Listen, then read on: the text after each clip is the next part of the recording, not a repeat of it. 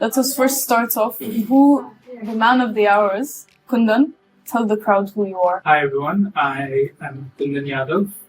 I'm originally from Nepal and I came here in Australia as an international student. I'm currently working as an IT security manager at ADC Global. And the first question is, how long have you been here in Australia? It's almost about 7.5, almost 8 years in Australia. So like nearly going on a decade at this Yes. point. My goodness. So you started off as a student first. Yes, I came here 2016, July 26th to be specific. And I completed my Bachelor's of Information and Communication Technology from Kundan University. That's where I started my journey. Well, very fun. One question I love to ask people who are ex-students, why did you choose Australia specifically? So, well, I didn't know that overseas studies were also an option while I was back in Nepal. So I come from a medical background. So I was preparing for my medical entrance after my year 12. One of my friend, he was trying to find an agent who can assist him to study in US. So he asked me like, okay, let's ask what's happening. I thought like, okay, why not join him? So I went there. I realized like there are a lot of opportunities outside Nepal. There are a lot of opportunities for international students. So first I thought like, okay, let's try for US. And that's when I started doing my research about scholarships, what's the life there in US, and started comparing different study options. And the funny thing is, I even went for German classes for 2 days because I was exploring Germany as an option as well. There was a seminar that was happening at one of the hotels in Kathmandu, and my friend took me there and he said, it's for Australia. And there were a lot of university representatives and they're like, well, study in Australia, this is great, this is the option. Most of my friends, they went to Sydney. For me, I used to hear Melbourne's name whenever I used to watch cricket. So it is here we are here at MCG. So that's where I connect with. Then somebody asked me, where do you want to go specifically in Australia? And I was like, Melbourne. Wow. And that's how I chose Melbourne as a destination. You know, that's so funny. You kind of like left it up to fate. That's what it sounds like. It's funny comparing it to when I sat down and spoke with Charlotte. She was talking about how safe it is in Australia. And she actually sat down and thought about this, but you were like, oh man, this sounds like a cool place. Yeah. Because when I did further research, I was like, most livable city in the world. And there are other features that Melbourne had as a city for international students. And it's also called the education state Victoria. So that's true. It's like if it is an education state, there must be very good universities. So yeah. You know, question before I move on. So the 2 days of the German classes, did you just not like the language or like what was happening there? Everything was super complicated. So that's what I imagined. They had very long words. I was like, okay, it's not. I'm not meant for German. So. I respect you for showing up to the second class and then properly giving up. Good job. So I didn't know that your first plan was to go into like the medical field. Yes. So what made you change to IT? I always had maths as an optional subject, even though I didn't like math that much. Yeah. But fascination with computing from when I was a young kid. So like when I was in grade 8 or 9, I used to open up the whole hardware and I used to fix things up. And I've even got scoldings from my parents that, okay, Can you stop opening my computer? Yeah. Literally? Literally. So that's something that was always there. And then while anyone had any issues or anything, it used to be like, oh, he knows something with that. I enjoy doing those things. And medical was something that my parents wanted me to study, even though today they're like, you would have done better with medical field. No, they're still... yeah, that tracks. Yeah, that's funny. So you went... It's actually so funny that they're still hung up on that. Yeah. My parents would be the same as well. And that's like a good message to international students. You don't really have to follow what your parents are saying, especially if you feel like your calling is somewhere else. So I really like that message.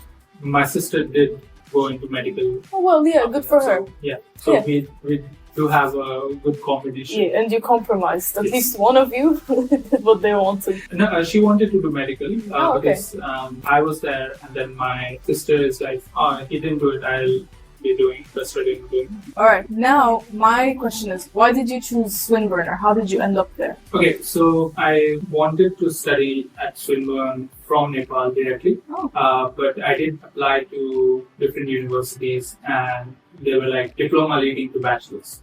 Although diploma leading to bachelor's is a great thing to do because it gives you a foundation and then you end up studying and completing your bachelor's. In my case, I was like, no, I want bachelor's as a direct entry. Then I could not get into Swinburne at the first phase, so I ended up studying at ATMC campus, which was University of Sunshine Coast. They operated here in Melbourne. That was my first campus here in Melbourne. So you did your bachelor's with Sunshine Coast? No, it was partial. So I completed 3 semesters with Sunshine Coast, and then I took a credit transfer, and then I met a counselor here at AECC and Santiago. So she helped me. She was like, "Oh, you have a good score. Everything looks good. We can get you a scholarship at Swinburne." So then I ended up getting a scholarship at Swinburne University. So I decided to switch to Swinburne after that. How clever! Yeah, and that was something that I always wanted from the first place, that I want to complete my degree from Swinburne University. Oh, was there a reason behind that? I used to see the videos and the promotions that they used to do, and then when I actually visited the campus, I could see like they have a big, huge lab, and they are more focused on the practical side of the understanding rather than theory. Oh, okay. That was something like, okay, I want to study with Swinburne. Oh yeah, that makes sense. And also off camera, you're talking about how you enjoyed like the practical things in science. So it completely lines up. Oh, how fun! I mean, they do have technology in the name, so I should have put 2 and 2 together, but unfortunately not. Oh yeah, I wanted to ask, so the diploma leading to a bachelor degree, is that to compensate for high school? Like, did they not recognize you in high school? Yeah, so with Nepal, specifically with Nepal, with the year 12, the board that we graduate from, they require a very high entry level. So it's not kind of like they don't recognize, but with addition to your year 12, you need to have certain things. So if you are from A levels, or if you have done something else, or let's say CBSE board, which is recognized in India, then you have a direct bachelor's here. Oh, so it's about the conversion of the actual degree. Okay, I understand. So do you think you went through the best path then? I would say yes, at this moment. Yeah, so you wouldn't change anything that way. Oh, okay. And I also wanted to ask another thing about the different certifications in IT. The certifications in IT, you also tell me there's a difference in certificates, diplomas, bachelor's degrees, and etc. So what do certificates cover? So with certifications, it's like specific areas or specific products that you certify for. For example, if you are a university student, you get a lot of benefits. So you get access to many of these products, like from Google, Microsoft, AWS, and all these big tech companies. You do get student packs which are free of cost because since you are a student, and that's where you utilize most of those resources and try to get certified and try to learn these technologies, because these individual technology builds the whole complete stack, so that you know that what you are getting into. It's not necessary that if you studied a particular programming language, it does not mean that you tend to become a great software developer until unless you know most of these things as a collaborative technology. So with certification, I'd say it's great to have along with your university degree. Okay, so what I understand is the certificates are just if you want to better yourself in one specific thing. Yes. So say tomorrow I want to learn Python, I go and do that, which I never will because I don't understand anything to do with it, to be honest. Now, enough about the general IT thing. You, yourself, don't like being called an IT guy because you're not. You're a cybersecurity guy. Well, to be honest, everyone starts from IT because it's a very vast area. So cybersecurity or DevOps, all these are like titles. So you start from somewhere and then get to like one of these. One specialty, basically. Okay, so why cybersecurity? Was that your niche? With mine, I had done undergraduate and doing bachelor's. There's a benefit that you can choose from a vast majority of the subjects. You can choose software development units, you can choose business analytics, you can choose AI, data, cybersecurity. You can even choose from electives, which is like biomedical and all these. So it makes it interesting. You can create a combo of these. That's what I did. I used to take the units which covers the basics, and then I used to be like, okay, I know this stuff. Then that's how I landed up as IT cybersecurity specifically. So it wasn't like you really liked the subject. So with cybersecurity, when like cybersecurity has hyped up recently, I would say from 2019, it has become a special, like a niche course. But before that, it used to fall under network security or network administration, because specifically, like there used to be no such thing. Like not every business wanted like a cybersecurity or as a special person who's sitting. Or they didn't think it was a big deal. Yes.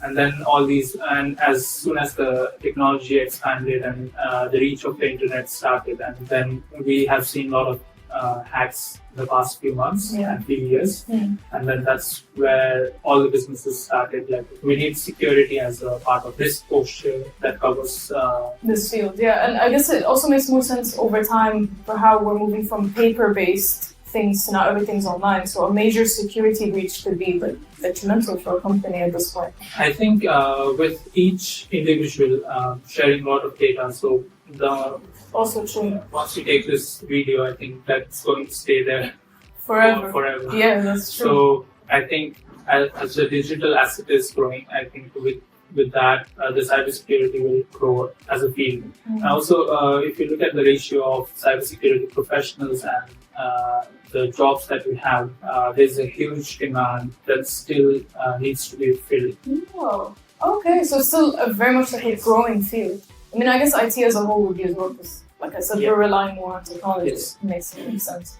Speaking of relying more on technology, I also wanted to ask about what you think about AI and its impact on the field, cybersecurity or IT in general. Okay, so I think with recent AI software developer, which do code and prepare and run the projects on its own, it's called Devin. And now people are panicking that it will replace the jobs.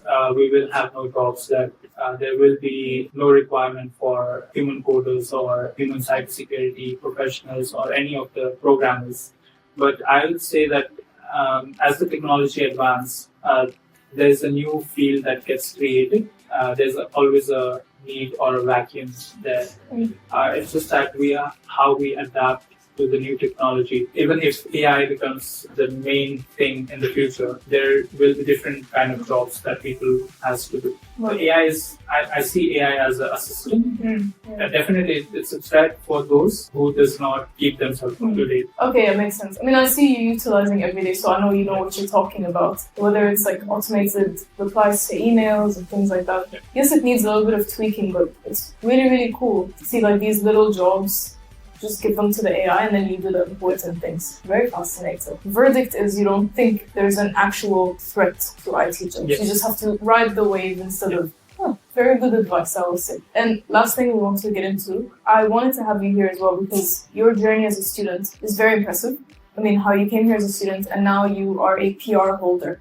That's something I wanted you to also talk about and explain to how you got to this point. With this journey from as an international student to getting my PR, first when we started that as a student, I always had like, okay, how am I going to finish this assignment? How am I going to finish this course? Yeah. If I finish the course, will I be able to get a job in my similar field, or am I doing the right thing? There used to be always a question. For me, I think a lot of people have helped me along with that journey when I used to work at part-time jobs, be it the supervisors or be it mentors at my university, the people that I used to live with. They used to guide me like, okay, do this thing or do that thing. But they always had one thing in common that, okay, you're studying something, stick to that, try to get better every day in what you're doing. And eventually when I graduated, I was like, okay, now what? Or what am I supposed to do? So I did get some guidance on how to like apply for my PR, how am I going to be eligible. So luckily I was already working in the same field, and also I completed my professional year, I completed NATI, finished my PT, that was amazing. And Yeah, and then I got my 196 for state nomination invite. That was during COVID. Oh yes, it's very hard times, I would Yes. say. But that must have been like a very, very happy moment Yeah, for you. so for me, I was like, what is the end goal? Because when I started, my end goal was to finish the degree. Then once I finished, I was like, okay, now what? Let's get PR. I mean, that's also really good advice. Yes. That you have to focus on what you're doing now, Yeah. but also the long term. Because I see most of the students, they change the courses very frequently. Like, okay, today the list is there, and then tomorrow they panic and say, am I going to be relevant or am I going to get PR from this field? Right. But we never know that if that skill is going to be there when they graduate from that course. So there is always a risk, but I would say you stick to what you're happy with and what you can get better at. Well, it makes a lot of sense. I mean, Yeah. very inspirational, I have to say. I mean, you've given a lot of good advice. There's one question I always ask people. What is one thing you want to leave international students with? People that haven't come to Australia yet. I'd say to do the research first.